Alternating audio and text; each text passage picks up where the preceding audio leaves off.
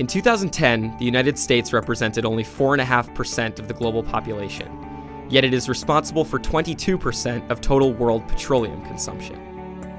Individual use pales in comparison to that of the Department of Defense, which is responsible for almost 80% of total United States petroleum consumption. Every military operation relies on petroleum and is therefore vulnerable to the volatile nature of oil prices and disruptions in supply. The U.S. military's dependence on petroleum also endangers individual personnel. Traditionally, the U.S. has imported most of its petroleum from the Middle East. However, recently America has begun to import increasing amounts from Africa. The DoD reported, Africa's vast potential makes African stability a near-term global strategic imperative. Many of the nations in which the U.S. has intervened are producers or potential producers of oil. The U.S. wants to stabilize these vulnerable regions. However, many of them are unstable because of oil.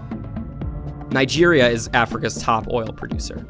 In 2008, Nigeria was the world's 8th largest producer of petroleum.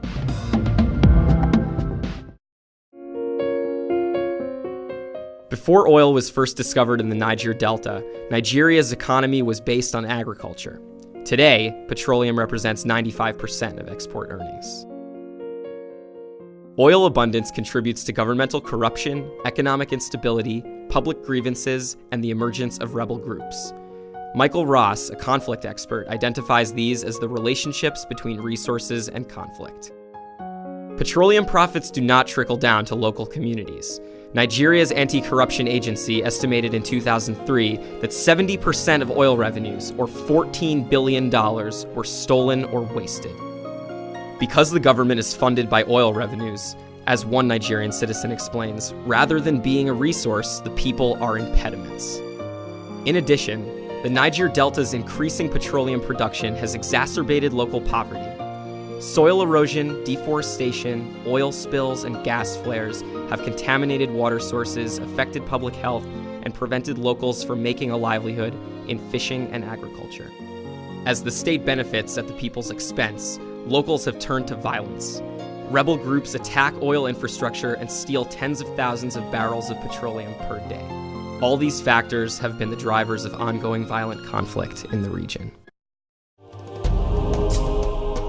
Over the past 2 decades, the U.S. government has been training and financing Nigeria's military.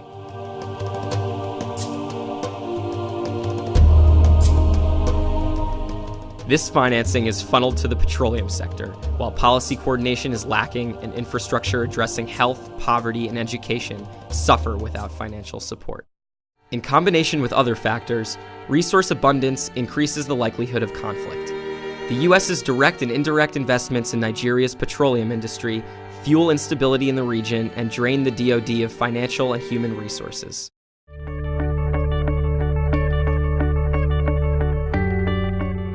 The Air Force and Navy plan to use alternative energy sources for 50% of their domestic energy needs by 2020. However, the DoD needs comprehensive policy that incorporates energy efficiency into all sectors. Because of its scale and influence, the DoD has the capacity to develop technologies and infrastructure to spark an alternative energy revolution in the U.S. Historically, the DoD has been the catalyst in dramatic energy shifts and once again has the opportunity to lead the charge. In Nigeria, reduced demand for oil has the potential to reduce conflict.